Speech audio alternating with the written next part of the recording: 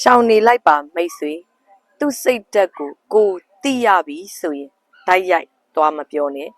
မသိတယ်လို့နေပေးပြီးတော့နောက်ဆိုရင်ကိုကရှောင်နေလိုက်ပါသူ့အကျင့်ကိုရိပ်မိနေပြီမလားသွားပြီးပောက်ကွဲမပြနဲ့မသိတယ်လို့နေပေးပြီးနောက်ဆိုကိုကဆင်ကျင်လိုက်ပါနေငါဘလို့ငါကဘလို့ဆိုပြီးစကလုံးတွေနဲ့စစ်တိုက်နေစရာမလိုပါဘူးရိုးသားခြင်းအောင်စောင့်နေတဲ့သူ့ရဲ့အကြောင်းကိုကနားလည်နေပြီမလားဆက်ပြီးအပေါင်းအသင်းမလုံနဲ့တပြေးပြေးရှောင်နေလိုက်ပါရှေ့ဆက်သွားရင်ကိုပါထိခိုက်စေနိုင်တာမို့လေတခါတလေတော့ကိုတိတဲ့အရာတစ်ခုကကိုစိတ်ထဲမှာမှတ်သားထားဖို့ပဲလိုတာပါ